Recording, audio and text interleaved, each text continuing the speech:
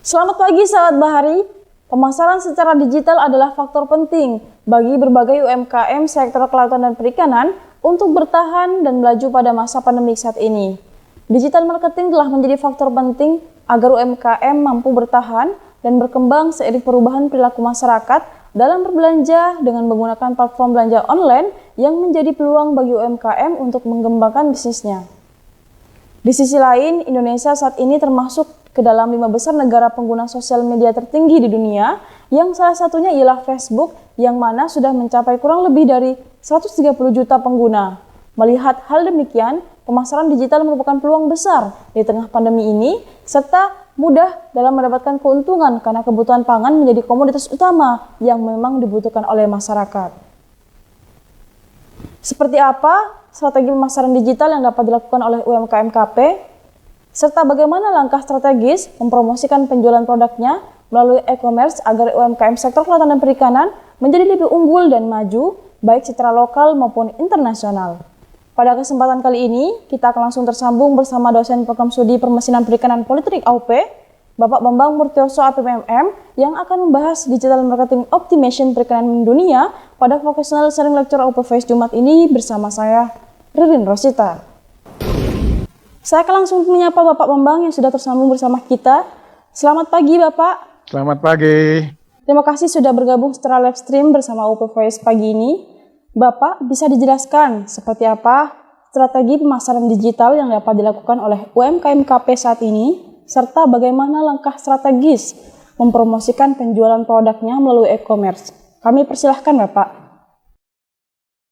Baik, terima kasih Mbak Ririn. Selamat pagi, salam sehat untuk kita semua. Salam berbahagia, mudah-mudahan materi yang akan saya sampaikan ini akan menambah wawasan bagi khususnya ya mahasiswa atau taruna Politeknik AUP maupun pemirsa yang mengikuti atau melihat paparan materi saya kali ini. Sambil saya akan share materi, barangkali para pemirsa ya bertanya-tanya sebetulnya apa kaitannya dunia perikanan dengan e-commerce atau digital marketing. Izinkan saya berbagi materi ya. Baik, saya akan menjelaskan apa itu digital marketing optimization yang dimaksud. Dapat terlihat ya materinya ya. Siapa cukup terlihat Pak? Baik. Baik. Ya, dunia perikanan ya merupakan produk yang dibutuhkan oleh masyarakat dari semua lapisan ya. Yang selama ini kesannya adalah konvensional, kumuh, bau, dan tidak higienis. Ya, di samping itu kesan tradisional juga nampak sekali. Nah, di tengah-tengah era digital ini, saya mengajak para pelaku usaha atau industri kecil menengah atau usaha kecil, ya, untuk melihat dunia luar, melihat dunia pemasaran yang lebih luas. Kalau selama ini hanya langsung bertemu dengan customer, maka sekarang ini dunia tidak terbatas, ya, melampaui batas wilayah, batas kota, batas negara. Semua produk bisa dijual kemanapun kita mau. Ya. Tentunya ada aturan-aturan atau regulasi di semua negara atau tempat ya yang punya spesifikasi kekhususan masing-masing. Nah, itu nanti yang harus dicermati dalam melakukan transaksi jual beli secara digital marketing. Baik, selanjutnya ya. Yang menjadi pertanyaan, apakah perikanan dalam usaha kecil itu bisa ekspor? Ya. Kita lihat produk perikanan sudah masuk kepada semua lini, mulai dari kaki lima, ya, warung di rumah-rumah maupun sampai hypermart, ya, atau mall, ya, barangkali. Itu sudah terisi semua oleh produk-produk perikanan, baik yang turunan maupun yang ikan segar. Semua sudah merambah ke semua sektor, tentunya dengan target market yang beda-beda, kemasan dan penyajian dalam pemasaran juga tentunya akan berbeda-beda.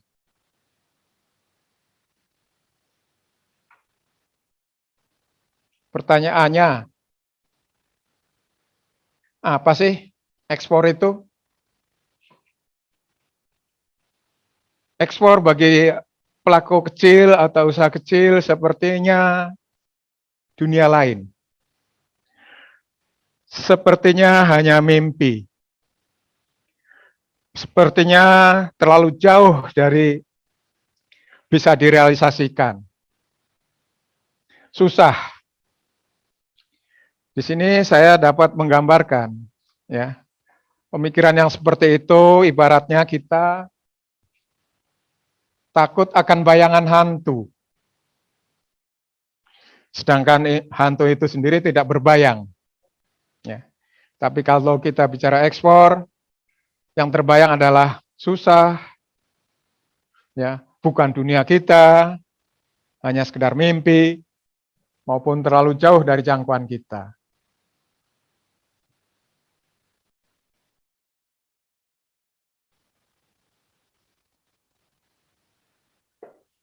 Baik, kenapa pemikirannya seperti itu? Ya, ya karena dapat kami pahami, dapat kita maklumi, di mana usaha kecil atau industri kecil itu produknya unik, ya. Ini karakter dari usaha kecil menengah, ya, atau industri kecil adalah produknya unik, banyak disukai pasar internasional. Kenapa hari ini kita akan membicarakan ekspor? Ya, karena ada potensi. Produknya unik, banyak disukai oleh internasional. Ya. Yang kedua, karakternya adalah perlu waktu untuk memproduksi dalam jumlah besar. Ya. Karena biasanya bukan dihasilkan melalui pabrikasi, tapi dihasilkan melalui custom made ataupun industri kecil. Sehingga untuk melakukan ekspor atau menjual dalam partai besar, ya, untuk memenuhi permintaan customer itu memerlukan waktu untuk mengumpulkan, ya, mengumpulkan produk yang diinginkan. Hal ini terkait tentunya dengan permodalan, terkait juga dengan pasokan bahan baku, ya, terkait dengan jumlah pekerja atau SDM yang tersedia. Berikutnya adalah karakternya perlu usaha lebih untuk memasarkan, ya, untuk mendapatkan buyer asing.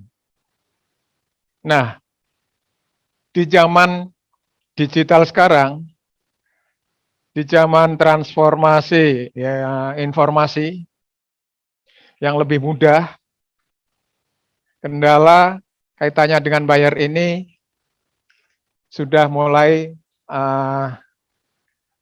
terkurangi atau boleh dikatakan sudah terbuka aksesnya.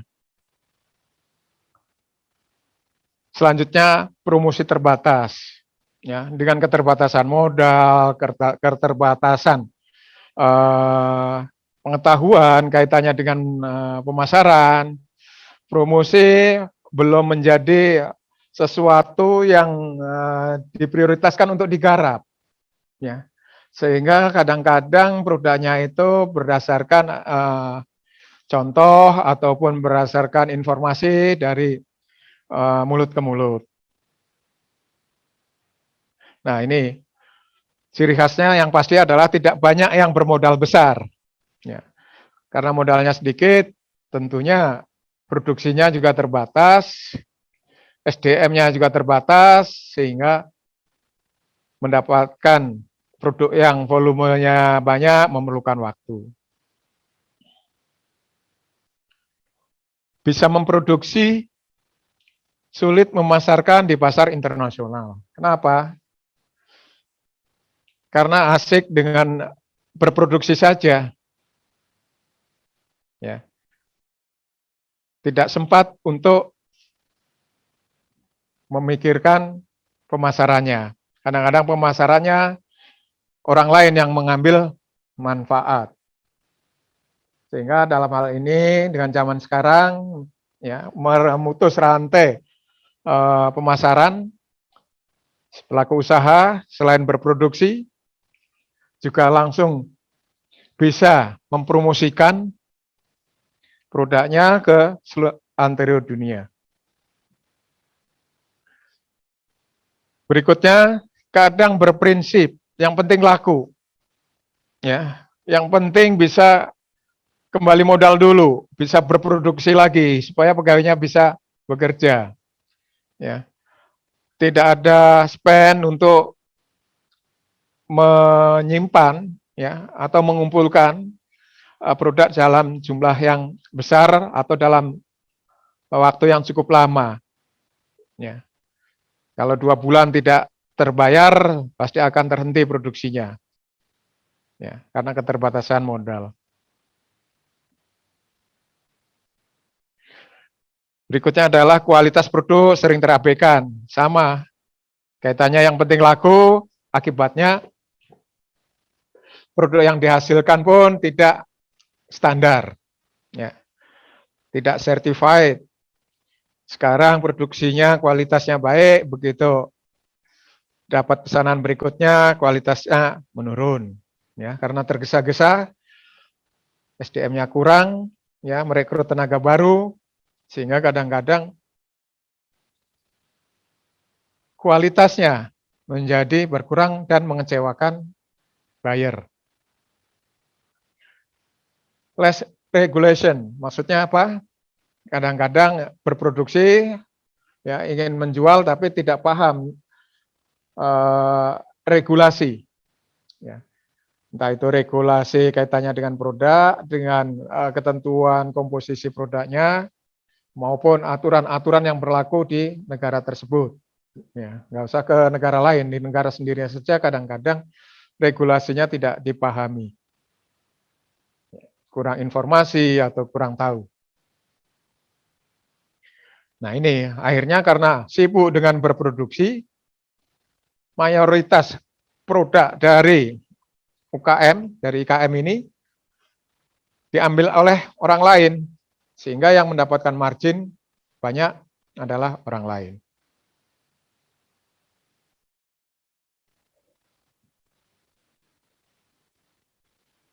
Ya, ekspor dengan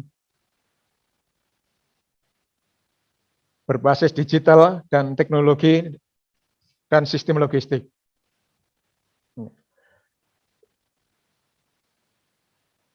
Ekspor ke depan tidak harus semua ditanganin sendiri. Kalau kita menguasai digital, menguasai teknologi, menguasai logistik, maka tidak semenakutkan apa yang dibayangkan tadi. Ya, jadi kalau begitu apa sih definisi ekspor itu?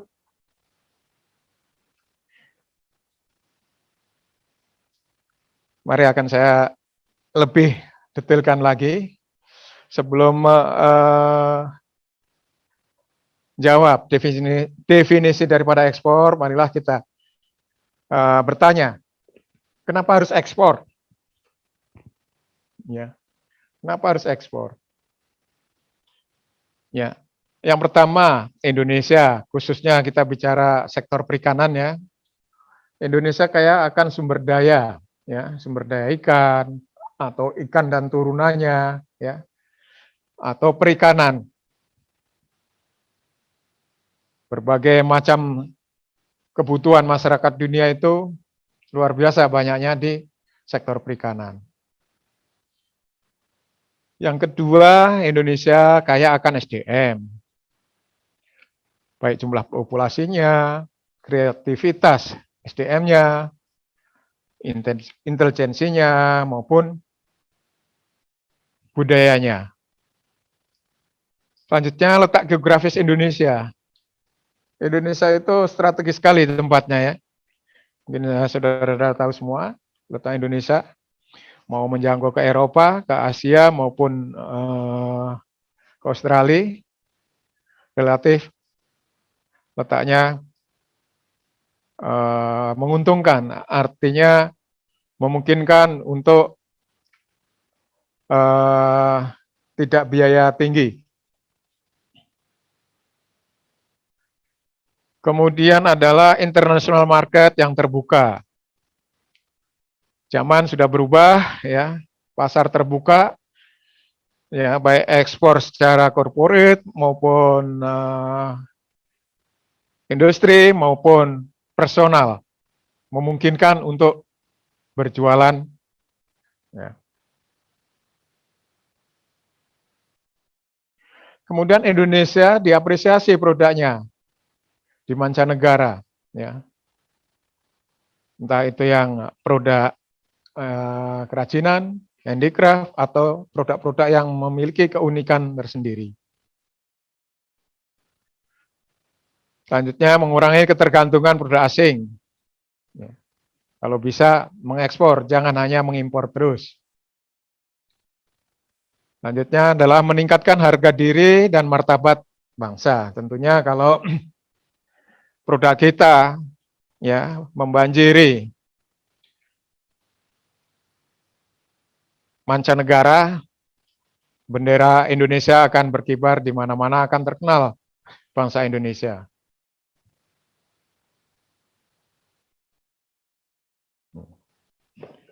Jadi tadi garis besarnya alasan utama ekspor adalah yang kita bahas sore ini. Kenapa yang kita bahas adalah target market ekspor, supaya produk bisnis yang kita hasilkan akan terjual ke seluruh dunia. Yang kedua, produk kita dikenal dan dibeli oleh orang luar. Yang ketiga, tentunya omset lebih besar dengan kurs dolar, ya, karena dengan permintaan pasar yang terbuka, ya, customer lebih banyak, bayar lebih banyak, maka omset akan lebih besar. Punya cabang usaha reseller di luar negeri.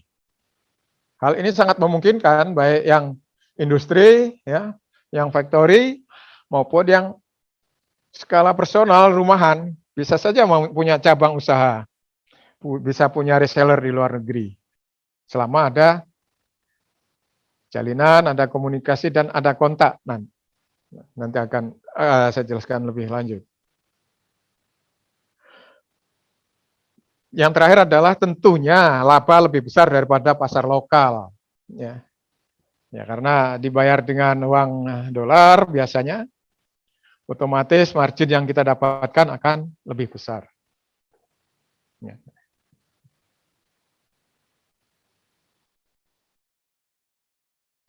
Siapa sih sebetulnya pelaku ekspor selama ini? Dari pembagian kue ini ya, kalau kita gambarkan sebagai kue pi, ya, ternyata segmen corporate eksportir itu paling kecil, ya. Yang kontaineran itu ternyata datanya adalah lebih kecil dibandingkan yang trading eksportir, ya, yang perdagangan. Dan yang dominan lebih besar ternyata personal eksportir. Siapa personal eksportir itu? Ya tentunya kita pelaku usaha kecil ini, ya, para personal yang melakukan transaksi sendiri.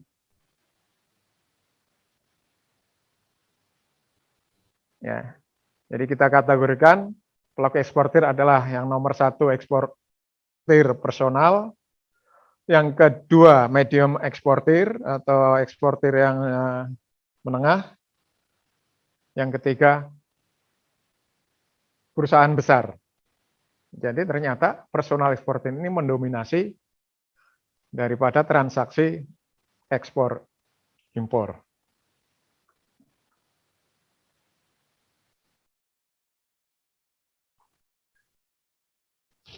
Pertanyaan berikutnya adalah, ini yang suka ditanyakan barangkali, yang mungkin nanti juga akan ditanyakan, kendala. Ya. Kendala biasanya berangkat dari diri sendiri. Kendala ekspor biasanya berpikir ekspor itu susah, rata-rata pelaku usaha tidak bisa bahasa asing, selalu berpikir ekspor itu identik dengan kontainer, ya, dengan modal besar, susah cari buyer, bayarannya susah, dan lain-lain. Berikutnya tidak punya produk, kepingin ekspor, menguasai ekspor, tapi tidak punya produk. Ya. Yang ketiga tidak tahu caranya. Jadi ini yang sering dihadapi oleh pelaku usaha kecil.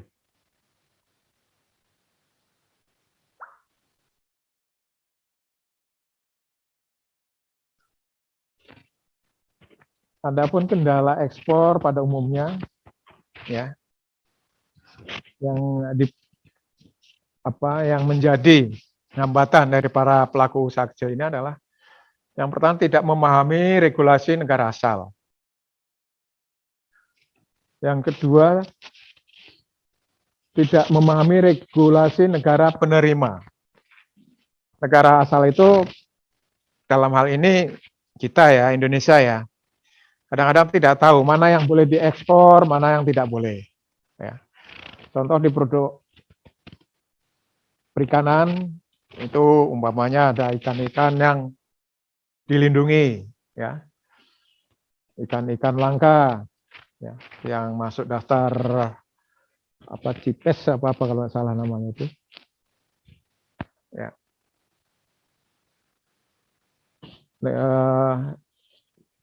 Ini tidak dipahami. Ataupun kaitannya dengan regulasi, seperti yang akhir-akhir ini menjadi sorotan, tidak boleh mengekspor benih lobster dalam ukuran tertentu, ya, tidak boleh mengekspor glass ale, ya, dalam ukuran tertentu.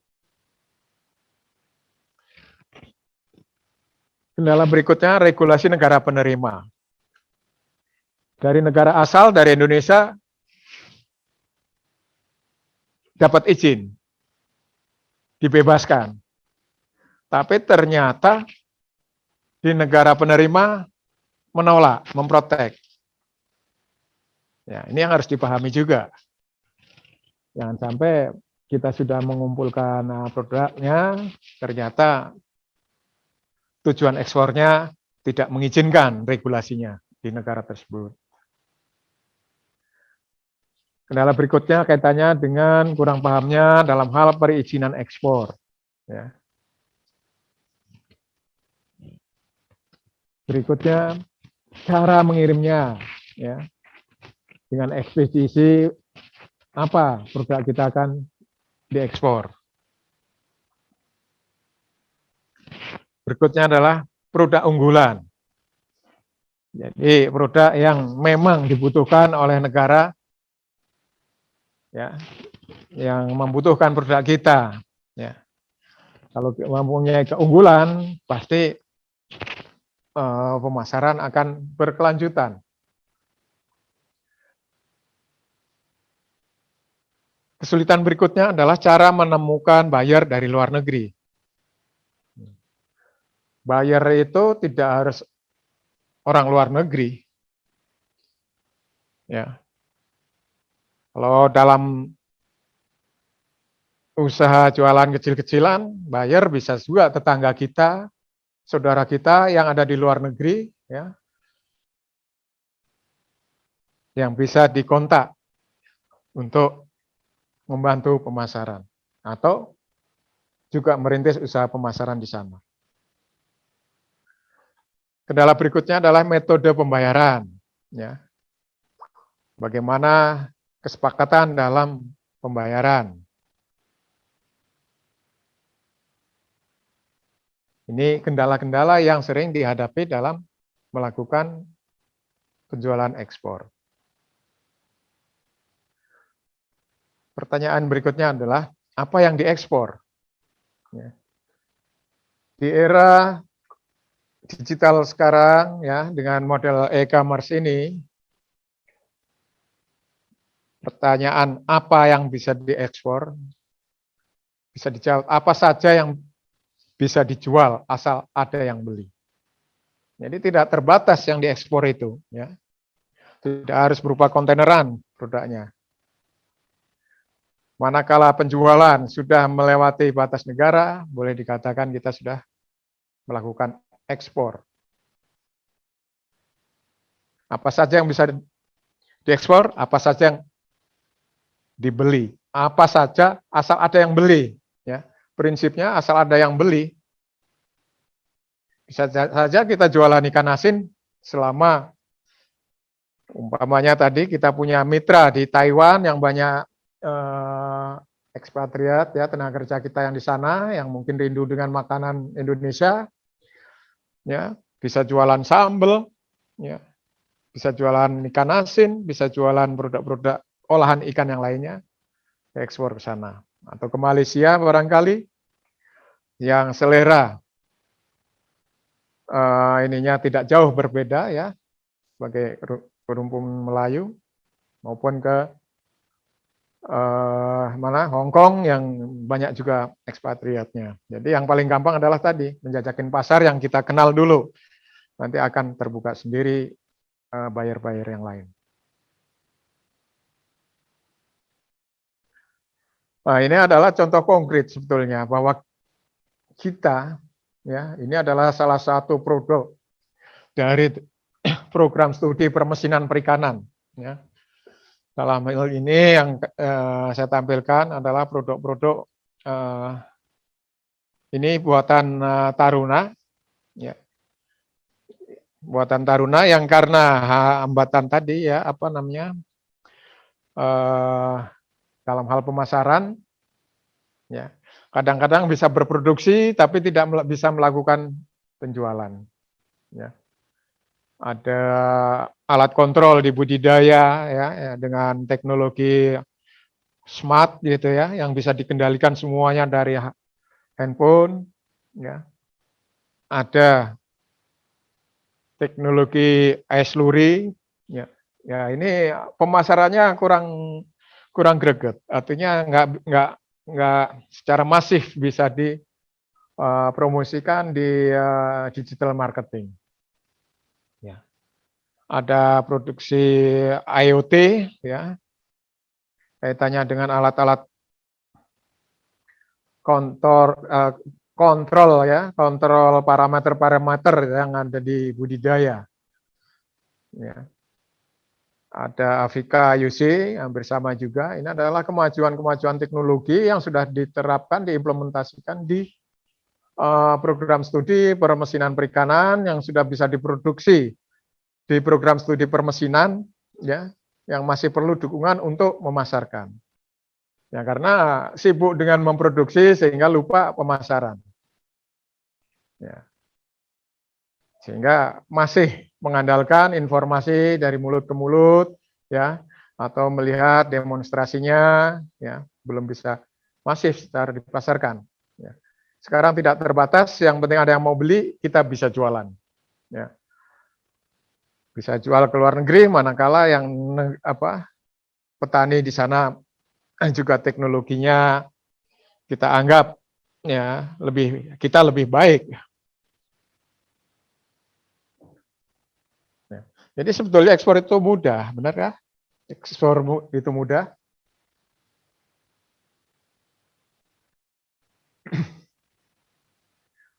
Ya, tugas eksportir hanya satu, yaitu di nomor urut kelima, yaitu menyiapkan produk. Ya. Saya kembali ke nomor 5 itu apa tadi? Nah, dari kendala ini, tugas eksportir hanya satu, produknya harus unggul. Ya. Produknya harus unggul, harus memiliki kontinuitas, ya, memiliki kualitas, dan memiliki kapasitas. Ini harus dijaga manakala buyer sudah menyepakati transaksi jual beli. Harus dijaga kaitannya dengan kualitas, kapasitas, kontinuitas.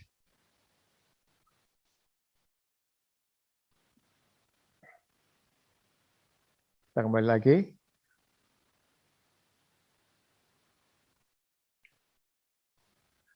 Kemudian menemukan buyer. Dengan bisnis online, tadi sudah dijelaskan di depan, akan menembus batas antar negara. Ya. Antar negara, apalagi antar wilayah, apalagi dia hanya di dalam negeri.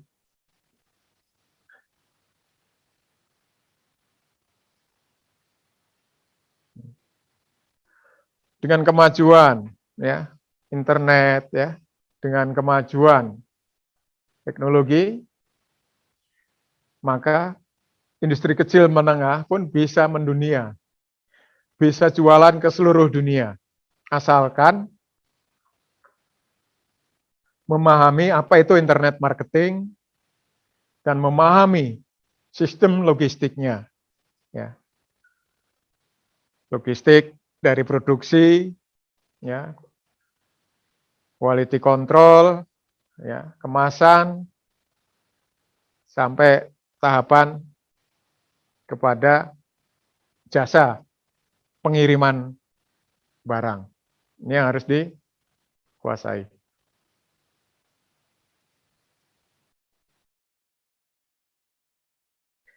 Ya, sekarang ini kita mengenal, ya, ini yang biasa diakses oleh kita semua, ya, kita tidak asing. Apa itu bisa jualan di Facebook, ya, Instagram, YouTube, ya, Google Ads, Walmart, Alibaba, ya, online marketing, marketplace. Ini adalah contoh-contoh yang sudah mendunia, e-commerce yang sudah mendunia dan bisa diakses oleh kita semua.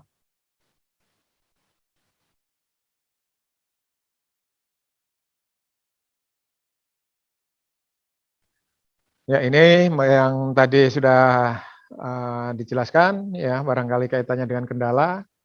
Yang paling penting adalah memiliki atau menguasai produk. Ya, yang kedua mencari buyer, memahami regulasi negara asal, memahami regulasi pengiriman atau pengangkutan. Berikutnya memahami regulasi daripada negara tujuan. Yang keenam memastikan transaksi atau pembayaran, ya, atau pengiriman.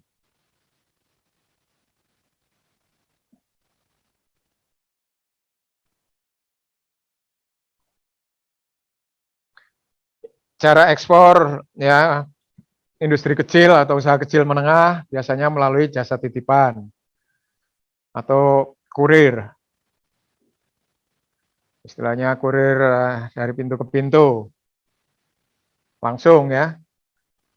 Umpamanya tadi ada saudara kita, ada tetangga kita yang di luar negeri, ya, rindu dengan masakan, ya, masakan dalam negeri, umpamanya rendang tuna barangkali, ya, atau sarden atau lahan dalam negeri bisa melalui jasa titipan ini. Ya.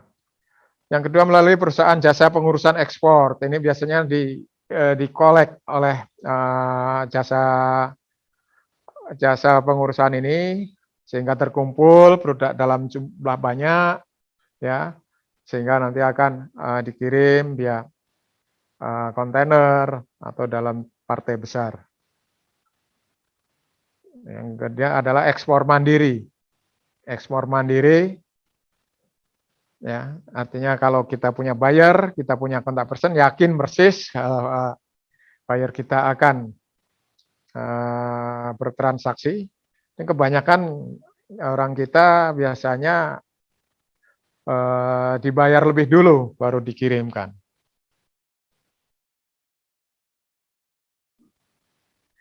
Ya, ini ekspor expedition, ada hand carry atau dibawa langsung, ya, melalui utusan, melalui kurir, ya.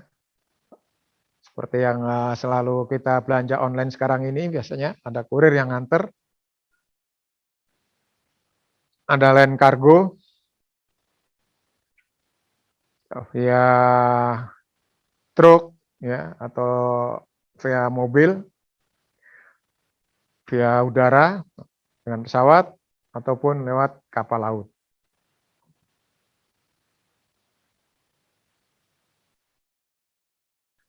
Kembali lagi, jualan ekspor itu mudah.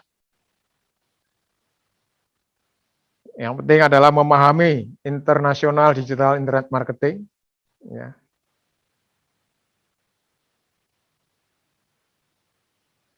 Yang kedua, memahami logistik sistem, ya.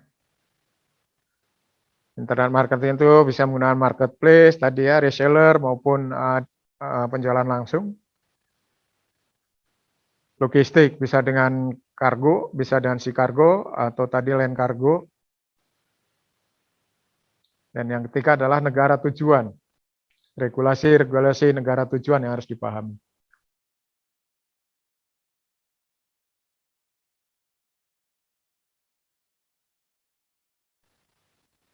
Ya. Kalau kita sudah pernah belanja melalui titipan ini, entah itu Tiki, JNE, ya, Pahala, ada Wahana, Dakota, kita pernah menggunakan jasa ini, ya. Insya Allah kita juga bisa menjual, ya, dengan jasa ekspedisi yang sama. Ya. Kalau kita bisa beli, kenapa kita tidak bisa jual? Ya, kalau kita bisa menjual, kenapa kita tidak bisa ekspor?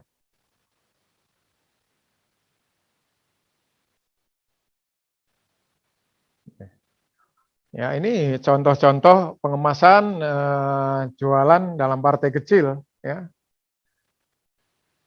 Sehingga tidak terbatas kita harus punya industri yang besar, ya, punya pabrik, harus diakses oleh kendaraan besar, ya. Dari kampung-kampung pun sekarang bisa melakukan transaksi jual beli. Ya. Kita bisa pesan apa saja dari kampung, ya.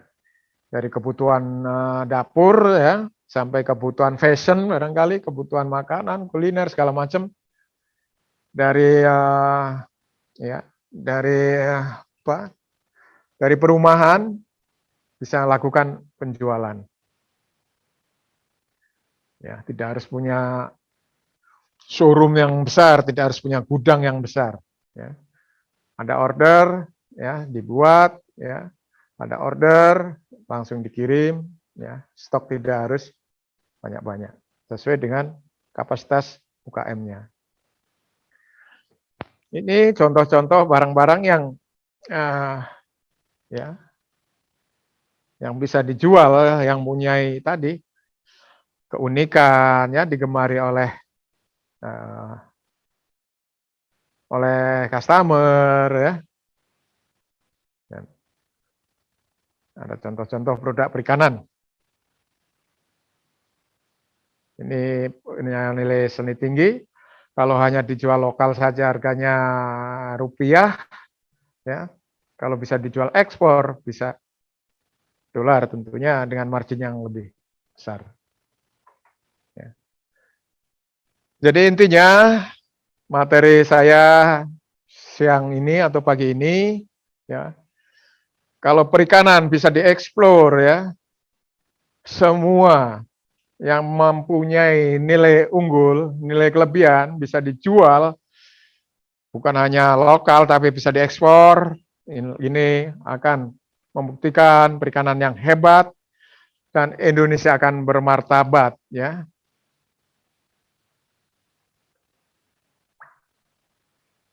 Yang terakhir, dengan pemaparan ini barangkali bisa menjadi inspirasi atau bisa menjadi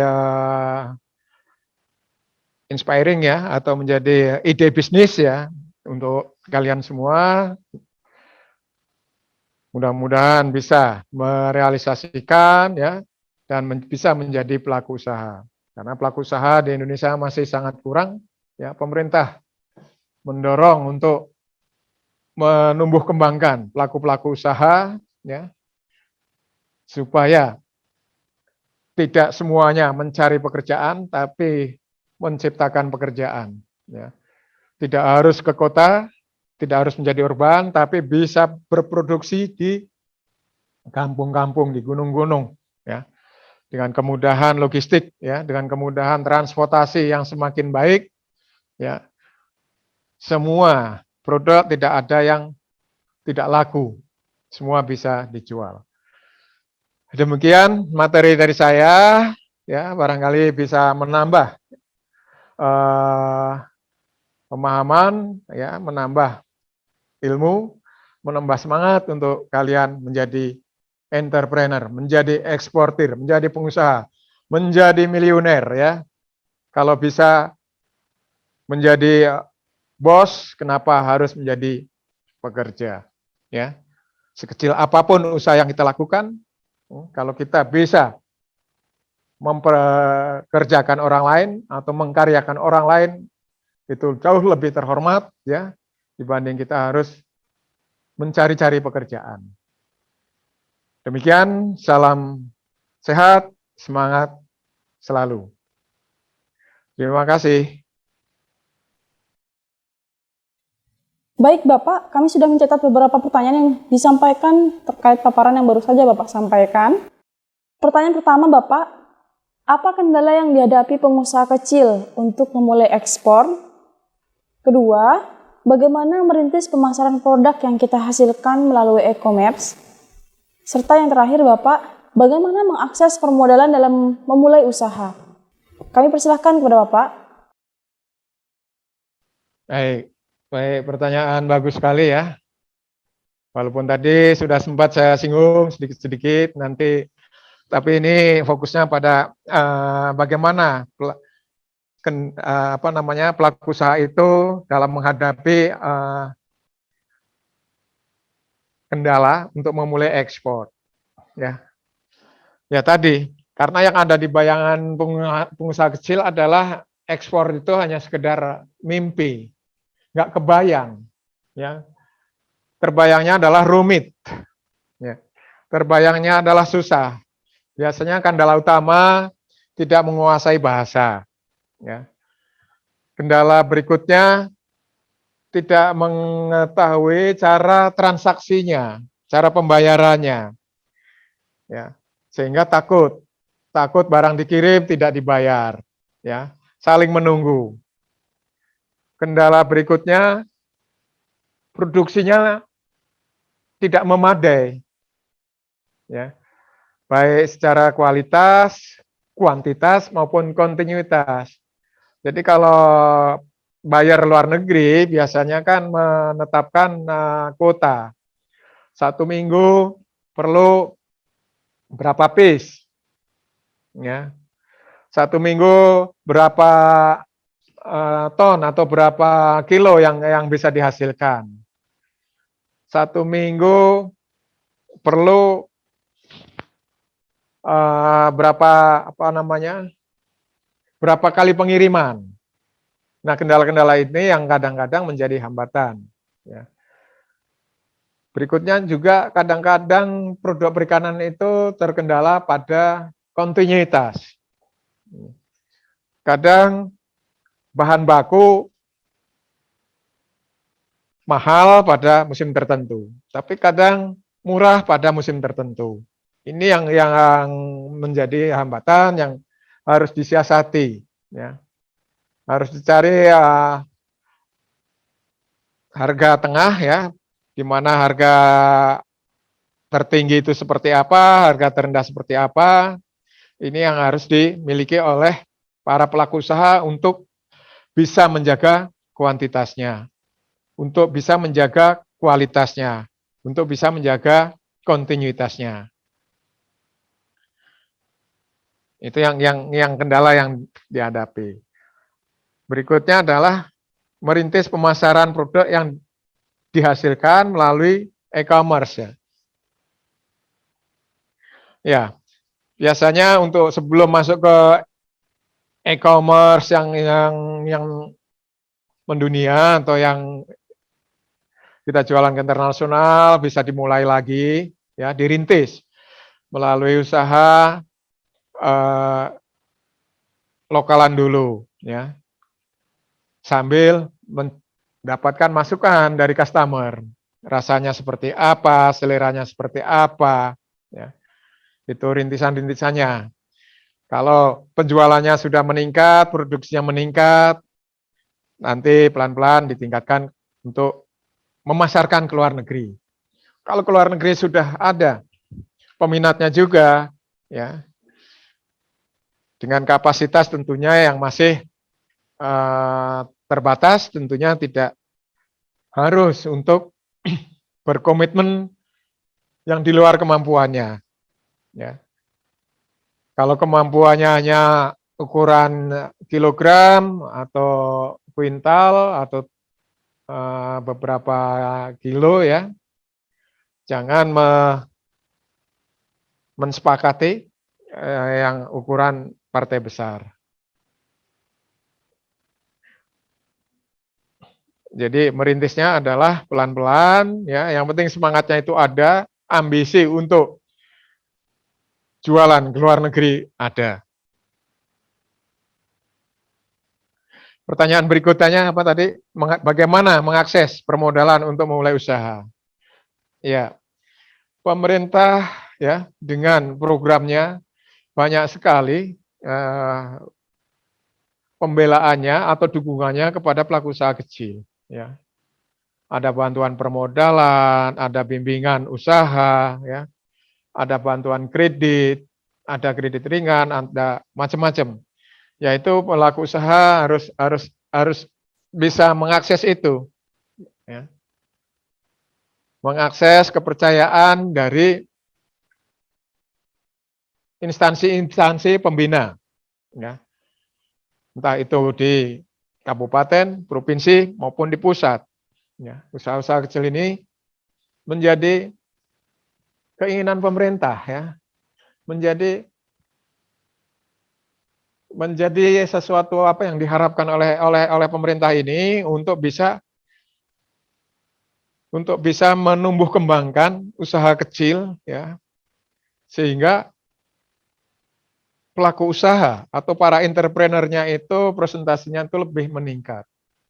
Ya, kita ini dari data statistik itu pelaku usaha